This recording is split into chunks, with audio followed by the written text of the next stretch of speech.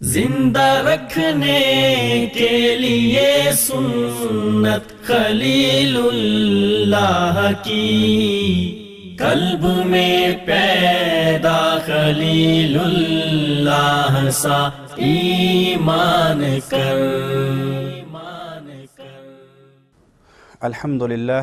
الذی وحدہ والصلاة والسلام علی من لا نبی بعدہ، اما بعد۔ ناظرین محترم، سیرت ابراہیم علیہ السلام کا یہ تیسرا پروگرام ہے۔ آج کی گفتگو میں ہم بات کریں گے حضرت ابراہیم علیہ السلام کی دعوت پر، کیونکہ ہر نبی کا اصل مقصد دنیا کے اندر اللہ رب العزت کی توحید کو پھیلانا اور لوگوں کو شرک سے بچ کر اللہ کی وحدانیت، اس کی یکتائی اور صرف اللہ کی عبادت اور بندگی کرنے کا درس دینا ہوتا ہے۔ حضرت ابراہیم علیہ السلام کو جب منصب نبوت اور رسالت سے سرفراز کیا گیا تو حضرت ابراہیم علیہ السلام نے اپنی دعوت کا آغاز کر دیا۔ اس سلسلے میں قرآن کریم نے جو اصول دیا ہے اس میں تدریج ہے۔ سب سے پہلے مرحلے پر ایک پیغمبر اپنے گھر والوں کو دعوت دیتا ہے، اپنے قریبی رشتہ داروں کو مخاطب کرتا ہے اور ان تک اللہ کی توحید کا پیغام پہنچاتا ہے۔ چنانچہ قرآن کریم میں نبی کریم صلی اللہ علیہ وآلہ وسلم کو یہ حکم دیا گیا وَأَنذِرْ عَشِيرَتَكَ الْأَقْرَبِينَ، اور یہ آیت کریمہ بالکل آغاز میں نازل ہوئی۔ اللہ رب العزت نے یہ فرمایا کہ آپ اپنے قریبی رشتہ داروں کو انذار کیجئے، انہیں ڈرائیے اور اللہ کا پیغام ان تک پہنچائیے۔ جب یہ مرحلہ مکمل ہو جاتا ہے، اس کے بعد دوسرا مرحلہ اپنے اہل علاقہ کو دعوت دینے کا ہوتا ہے۔ چنانچہ اس کا ذکر بھی قرآن کریم میں موجود ہے، لِتُنذِرَ أُمَّ الْقُرَى وَمَنْ حَوْلَهَا، یہ وحی آپ کی طرف اس لیے کی جا رہی ہے تاکہ آپ ام القریٰ یعنی مکہ مکرمہ کے رہنے والوں اور اس کے آس پاس کے لوگوں تک اللہ کا پیغام پہنچائیں اور اللہ کی توحید کی دعوت ان کو پیش کریں۔ اور تیسرے مرحلے پر ایک پیغمبر اپنی دعوت کو پوری دنیا تک پھیلاتا ہے اور تمام بنی نوع انسان کو اللہ رب العزت کا پیغام پہنچاتا ہے۔ چنانچہ اس کا ذکر بھی قرآن کریم میں موجود ہے، قل یا ایھا الناس انی رسول اللہ الیکم جمیعا، کہ اے پیغمبر صلی اللہ علیہ وسلم آپ فرما دیجئے کہ میں تم سب کی طرف اللہ کا رسول بن کے آیا ہوں۔ اس کائنات میں جتنے بھی انسان موجود ہیں وہ سب نبی کریم صلی اللہ علیہ وسلم کی رسالت اور آپ کے پیغام کے مخاطب ہیں۔ بالکل یہی ترتیب ہم حضرت ابراہیم علیہ السلام کی دعوت میں بھی دیکھتے ہیں۔ چنانچہ حضرت ابراہیم علیہ السلام کی دعوت کا آغاز ان کے گھر سے ہوتا ہے اور سب سے پہلی دعوت وہ اپنے والد کو پیش کرتے ہیں۔ چنانچہ سورہ مریم میں اس کا تذکرہ موجود ہے۔ اللہ رب العزت فرماتے ہیں وَاذْكُرْ فِي الْكِتَابِ إِبْرَاهِيمَ إِنَّهُ كَانَ صِدِّيقًا نَبِيًّا، کہ آپ اس کتاب میں ابراہیم علیہ السلام کا تذکرہ فرمائیے، وہ اللہ کے سچے پیغمبر تھے۔ اذ قال لأبیہ، اور اس وقت کا بھی تذکرہ فرمائیے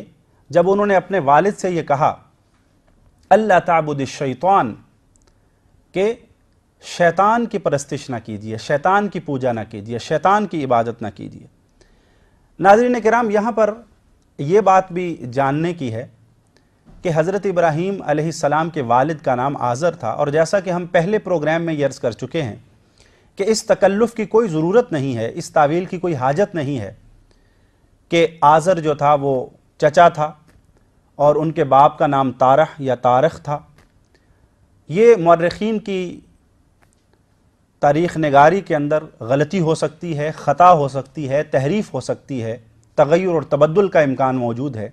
لیکن جب قرآن کریم بالکل واضح طور پر یہ ارشاد فرما رہا ہے وَإِذْ قَالَ لِأَبِيهِ آزر، کہ جب ابراہیم علیہ السلام نے اپنے باپ آزر سے کہا، اور اسی طرح نبی کریم صلی اللہ علیہ وسلم کی یہ حدیث بھی ہم پیش کر چکے کہ قیامت کے دن یلقا ابراہیم اباہ آزر، کہ ابراہیم علیہ السلام اپنے باپ آزر سے ملاقات کریں گے۔ تو قرآن کریم میں بھی اور حدیث پاک میں بھی، اور یہ حدیث صحیح بخاری کی ہے، بالکل اتھینٹک اور مستند حدیث ہے، دونوں جو وحی کی صورتیں ہیں، وحی جلی اور وحی خفی، دونوں کے اندر حضرت ابراہیم علیہ السلام کے والد کا نام آزر بیان کیا گیا ہے۔ آزر کے معنی کیا ہیں؟ اہل لغت نے لکھا ہے کہ آزر کے معنی مددگار، معاون کے اور مؤید کے ہوتے ہیں، جو کسی کی تائید کرتا ہے، معاونت کرتا ہے، اعانت کرتا ہے، اس کو سپورٹ کرتا ہے۔ تو آزر کے لغوی معنی یہ ہیں۔ آزر کا پیشہ کیا تھا، اس پر بھی ہم گفتگو کر چکے ہیں کہ یہ بت بناتے تھے اور ان کو فروخت کر کے روزی کماتے تھے۔ لیکن اس کے ساتھ ساتھ مورخین نے یہ بھی لکھا ہے کہ ان کا مقام و مرتبہ معمولی نہ تھا، بلکہ بادشاہ وقت بھی ان کو اپنی مجلس میں بلاتا تھا اور ان سے مشاورت کرتا تھا۔ تو اس اعتبار سے آزر کا ایک مقام اور سٹیٹس جو تھا سوسائٹی کے اندر، معاشرے کے اندر، وہ بلند تھا اور لوگ ان کی عزت اور اکرام کیا کرتے تھے۔ تو آزر سے حضرت ابراہیم علیہ السلام نے جب مکالمے کا آغاز کیا اور ان کو دعوت دینا شروع کی تو یہ فرمایا، یا ابت، اے میرے باپ، لم تعبد، آپ کیوں عبادت کرتے ہیں، ما لا يسمع ولا يبصر ولا يغني عنك شيئا، جو نہ دیکھتا ہے، نہ سنتا ہے اور نہ آپ کو کوئی فائدہ پہنچا سکتا ہے۔ یہ پتھر کے بت ہیں،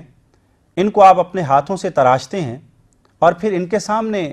پرستش اور عبادت کے مراسم بھی بجا لاتے ہیں۔ ناظرین کرام، یہاں پر مناسب معلوم ہوتا ہے کہ ہم لفظ عبادت کو بھی سمجھیں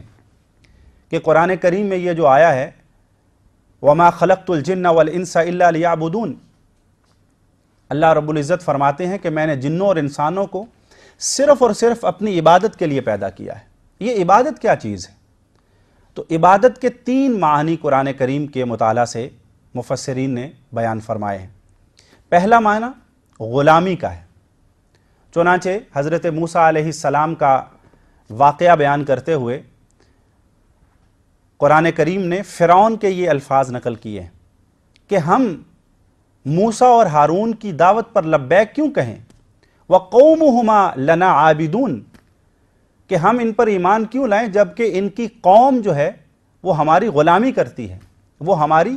عبادت کرتی ہے۔ تو یہاں عابدون کے معنی غلامی کرنے والوں کے ہیں۔ اسی طریقے سے ایک اور مقام پر حضرت موسیٰ علیہ السلام نے جب فرعون کو یہ کہا کہ ان کو آزاد کرو تو اس نے آگے سے طعنہ دیا کہ موسیٰ تم وہی ہو جس کی ہم نے پرورش کی، جس کو ہم نے پالا پوسا، جس کو جوان کیا، اور آج تم ہماری مخالفت کر رہے ہو۔ تو حضرت موسیٰ علیہ السلام نے اس موقع پر جو جواب دیا وہ یہ تھا، وَتِلْكَ نِعْمَةٌ تَمُنُّهَا عَلَيَّ أَنْ عَبَّدْتَ بَنِي اسرائیل، کہ اس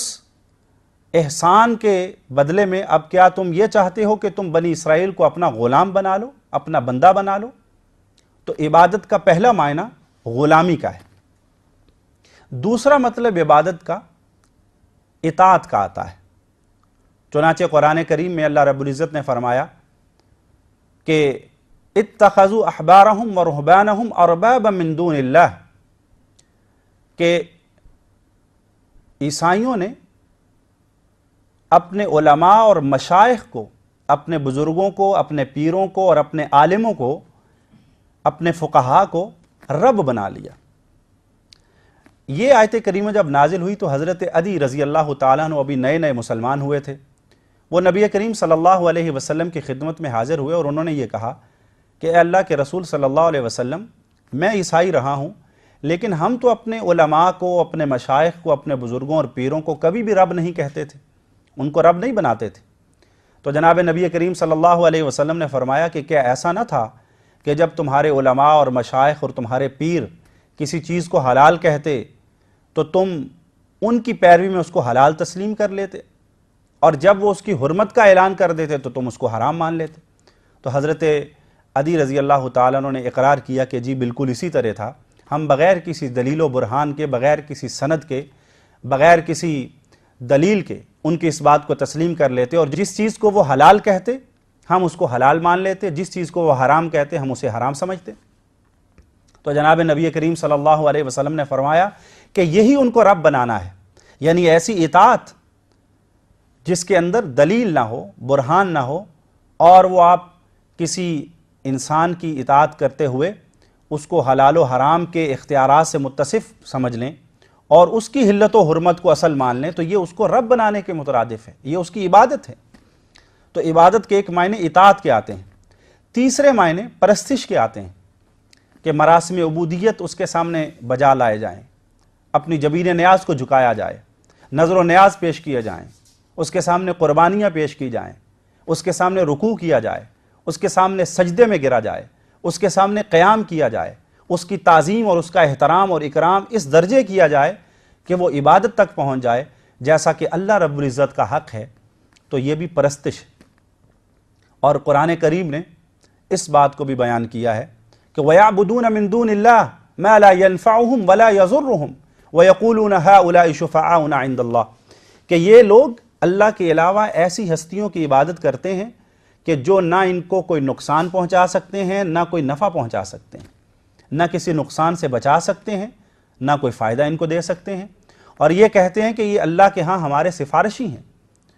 ان کی عبادت کیا تھی کہ وہ ان کے سامنے نذرانے پیش کرتے تھے، ان کے آستانوں پر چڑھاوے پیش کرتے تھے، ان کے سامنے سجدہ ریز ہوتے تھے، مشکلات میں ان کو پکارتے تھے۔ اللہ رب العزت نے اس بات کو ان کی عبادت قرار دیا ہے۔ تو ناظرین محترم، حضرت ابراہیم علیہ السلام نے جب اپنے والد سے یہ کہا کہ لِمَ تَعْبُدُ، آپ ان کی عبادت کیوں کرتے ہیں، تو اس کے اندر یہ سارے معانی موجود تھے کہ آپ ان کی غلامی اور ان کی اطاعت اور ان کی پرستش اس طرح نہ کیجئے کہ اللہ رب العزت کی عبادت کے اندر شرک ہو جائے۔ چنانچہ حضرت ابراہیم علیہ السلام بڑے حکیمانہ انداز میں، بڑے ہی حکیمانہ اسلوب میں ان کو سمجھاتے ہیں کہ نفع و نقصان کے یہ مالک نہیں ہیں، ان کے اندر یہ طاقت نہیں ہے کہ کسی کو کوئی فائدہ پہنچا سکیں، لہٰذا ان کی عبادت نہیں کرنی چاہیے۔ اور پھر یہ بھی فرماتے ہیں یا ابت انی قد جاءنی من العلم ما لم یأتک فاتبعنی اہدک صراطا سویا،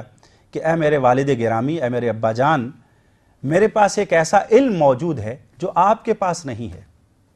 اللہ کی وہ وحی، وہ الہام، وہ رہنمائی جو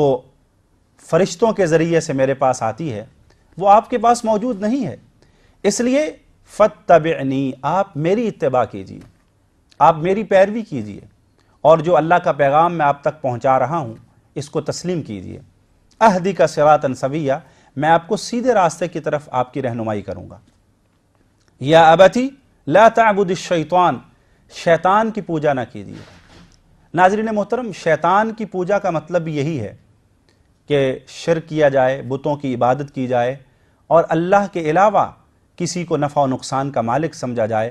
اس کے سامنے اپنی پیشانی کو جھکایا جائے، اس کے سامنے دست سوال دراز کیا جائے،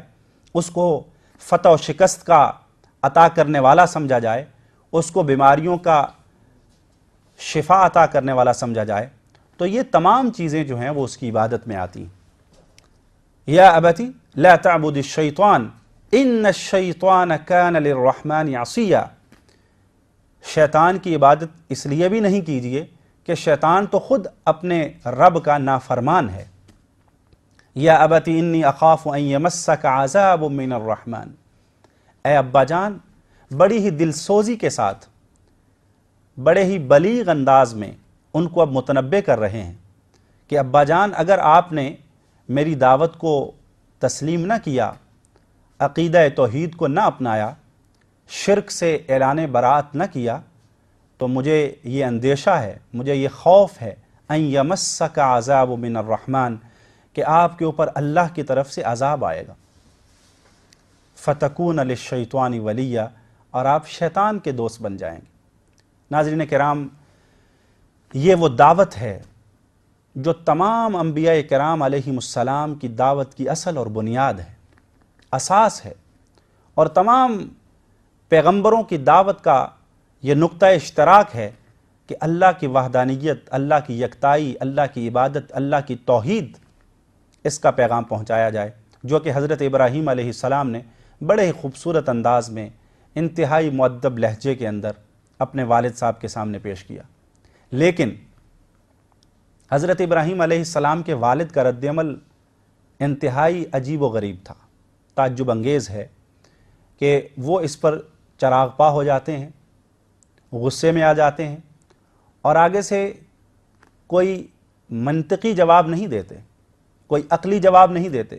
کوئی دلیل پیش نہیں کرتے، بلکہ ایک بات کہتے ہیں، قال اراغب انت عن آلہتی یا ابراہیم، اے ابراہیم کیا تم مجھے اپنے معبودوں سے برگشتہ کرنا چاہتے ہو، مجھے ان کی عبادت سے ہٹانا چاہتے ہو، میری عقیدتوں کا مرکز و محور ہٹا کر تم کسی اور طرف لے جانا چاہتے ہو، مجھے تو ان سے بہت محبت ہے اور تمہارا یہ طرز عمل مجھے پسند نہیں آیا۔ اگر تم نے اپنی اس بات کو نہ چھوڑا، اب آگے سے تشدد پہ اتر آتے ہیں، دھمکی دیتے ہیں، لَإِن لَّمْ تَنْتَهِ لَأَرْجُمَنَّكَ، اگر آپ اپنی اس دعوت سے باز نہیں آتے، اس توحید اور وحدانیت کی بات کو نہیں چھوڑتے اور ان بتوں کی مخالفت ترک نہیں کرتے، لَأَرْجُمَنَّكَ، تو میں پتھر مار مار کے آپ کو ہلاک کر دوں گا، رجم کر دوں گا، سنگسار کر دوں گا۔ وَاہْجُرْنِی مَلِیًّا، اور ان سے کہتے ہیں کہ مجھے تم چھوڑ کر الگ ہو جاؤ۔ ناظرین کرام، یہ جواب انتہائی اشتعال انگیز ہے، اور خاص طور پر جب شخصیت وہ ہو جو بہت ہی مؤدب ہو، والد کا احترام کرنے والی ہو، اور پھر بات بھی وہ پیش کی جا رہی ہو جس میں دوسرے کی بھلائی ہو، خیر خواہی ہو، اور وہ اللہ کا پیغام ہو، اور پھر اللہ کی طرف سے یہ حکم ہو کہ یہ بات انسانوں تک پہنچائی جائے۔ جب اس سچویشن کے اندر، اس صورتحال میں اس طرح کے طرز عمل سے واسطہ پڑتا ہے کہ آگے سے بات دلیل کے بجائے، برہان کے بجائے، عقل کے بجائے، منطق کے بجائے بات تشدد کی ہوتی ہے، بات دھمکی کی ہوتی ہے، بات ڈرانے دھمکانے کی ہوتی ہے، بات قتل کرنے کی دھمکی تک جا پہنچتی ہے، تو ظاہر ہے کہ ایک انسان اشتعال میں آ سکتا ہے۔ لیکن قربان جائیں جناب ابراہیم علیہ السلام کے ادب و احترام پر کہ وہ اس موقع پر بھی اپنے والد کے سامنے بے ادبی سے پیش نہیں آتے، ان کی گستاخی نہیں کرتے، ان کے سامنے اونچا نہیں بولتے، انہیں برا بھلا نہیں کہتے، اور کسی بھی طرح سے اپنی زبان سے ایسا کلمہ نہیں نکالتے جس سے ان کے والد کو تکلیف ہو، بلکہ بڑے ہی خوبصورت انداز میں یہ بات کہتے ہیں جسے قرآن کریم نے نقل کیا ہے، قال سلام علیک، فرماتے ہیں کہ اے میرے والد، آپ پر اللہ کی طرف سے سلامتی ہو، سأستغفر لک ربی، ایک داعی کا کام یہ ہوتا ہے کہ وہ دعوت کے رد عمل میں آنے والی مشکلات، مصائب اور تلخیوں کے اوپر بھی اپنا حوصلہ ہارتا نہیں ہے، اپنے آپ کو غصے میں نہیں لے کے آتا، اشتعال میں نہیں آتا، بلکہ اپنے مدعو کی خیر خواہی اور اس کے لیے اپنے دل میں نیک جذبات رکھتا ہے۔ چنانچہ حضرت ابراہیم علیہ السلام یہ کہتے ہیں کہ والد، آپ پر اللہ کی طرف سے سلامتی ہو، سأستغفر لک ربی، میں آپ کے لیے اپنے رب سے استغفار کروں گا، آپ کے گناہوں کی بخشش میں اپنے رب سے طلب کروں گا، اور اپنے رب سے یہ دعا کروں گا کہ وہ آپ کو معاف فرما دے۔ انہ کان بی حفیہ، میرا رب مجھ پر بڑا ہی مہربان ہے، رحم کرنے والا ہے۔ اور پھر یہ بھی فرماتے ہیں وَأَعْتَزِلُكُمْ وَمَا تَدْعُونَ مِن دُونِ اللَّهِ، کہ میں تمہیں بھی چھوڑ رہا ہوں اور ان معبودوں کو بھی جن کو تم اللہ کو چھوڑ کر پکارتے ہو انہیں بھی میں ترک کر رہا ہوں، اور وَأَدْعُو رَبِّي، میں آپ سب کے لیے اپنی قوم کے بارے میں بھی کہا، میں اپنے رب سے دعا کروں گا، عَسَىٰ أَلَّا أَكُونَ بِدُعَاءِ رَبِّي شَقِيًّا، اور مجھے امید ہے کہ اللہ میری دعا کو ناکام نہیں کرے گا، شرف قبولیت سے نوازے گا۔ ناظرین کرام، یہاں ایک اور نقطہ بھی قرآن کریم کی روشنی میں بیان کرنے کا ہے،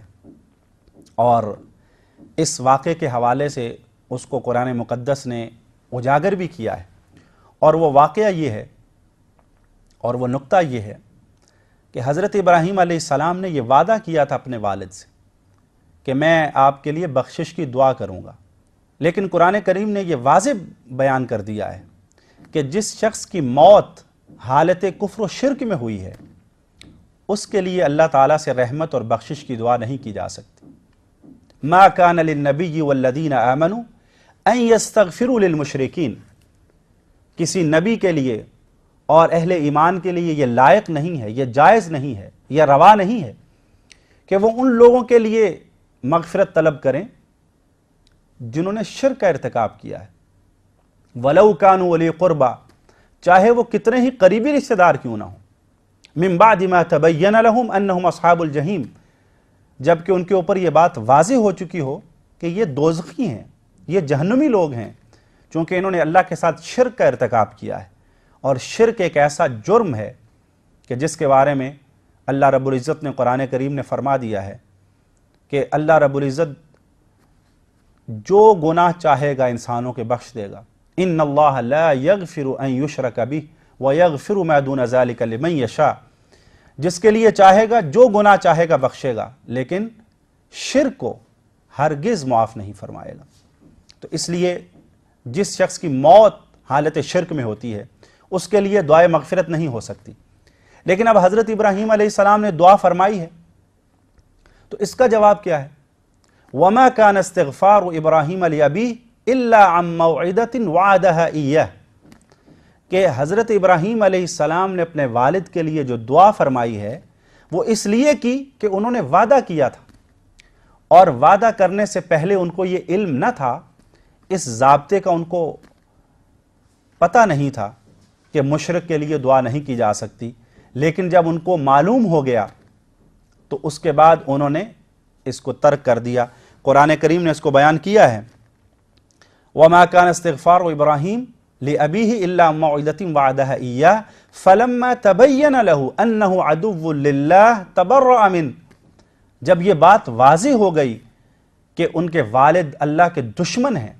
تبرأ من، تو انہوں نے ان سے بھی بیزاری کا اعلان کر دیا، اللہ تعلقی کا اعلان کر دیا اور ان کو چھوڑ دیا۔ ان ابراہیم لأواہ حلیم،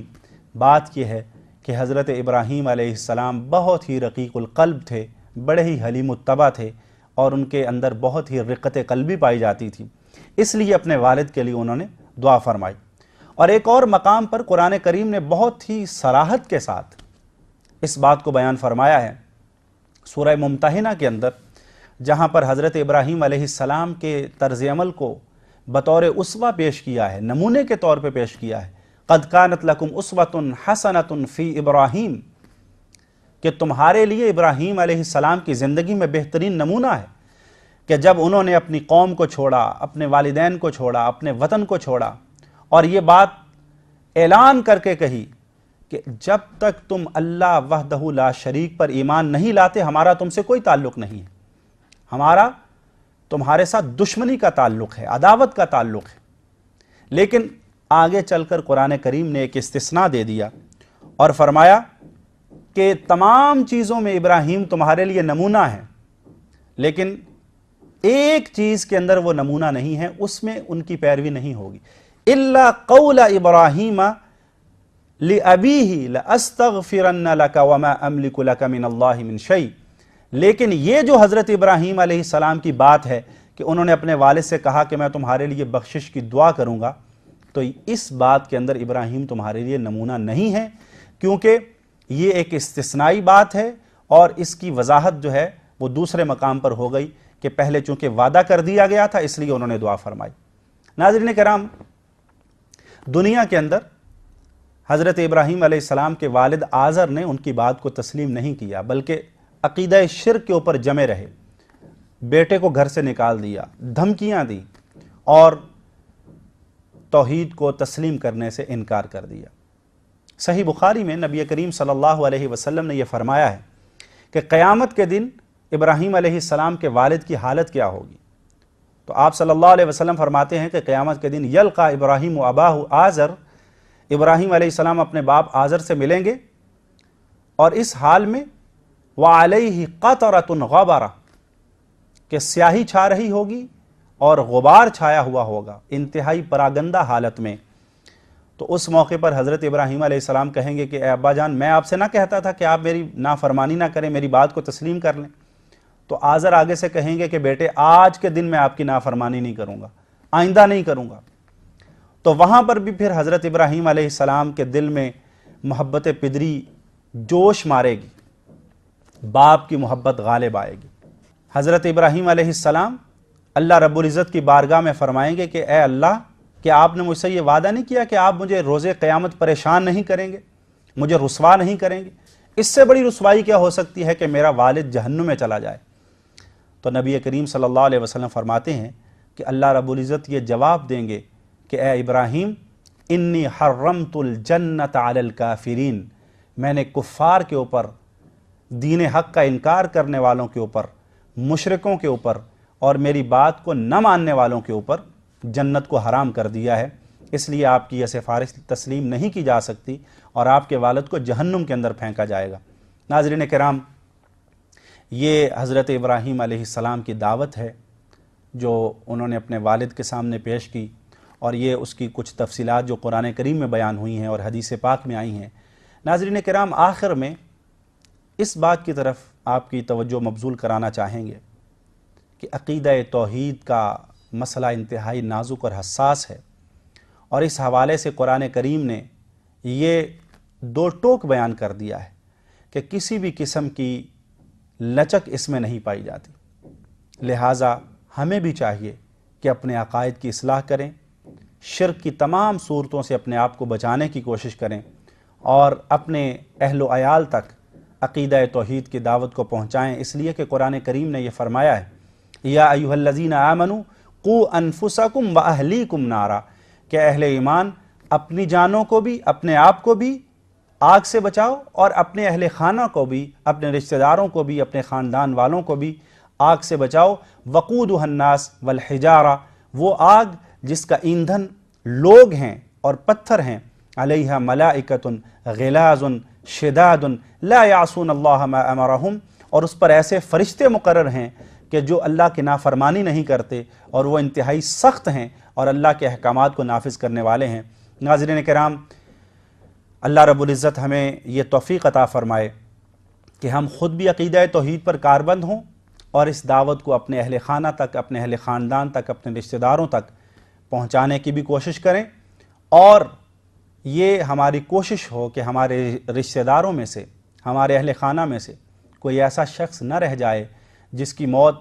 اس حالت میں آئے کہ وہ شرک پر کاربند ہو، اللہ کی وحدانیت میں دوسروں کو شریک کرنے والا ہو۔ اللہ رب العزت ہم سب کو حضرت ابراہیم علیہ السلام کی اسوہ حسنہ پر چلنے کی توفیق عطا فرمائے، ان کی دعوت کو سمجھنے اور آگے پھیلانے کی توفیق مرحمت فرمائے۔ وآخر دعوانا ان الحمدللہ رب العالمین۔ اے مسلمان، اس براہیمی سبق پہ دھیان کر، اپنے رب سے جو کیا تھا پورا وہ پیمان کر، زندہ رکھنے کے لیے سنت خلیل اللہ کی، قلب میں پیدا خلیل اللہ سا ایمان کر۔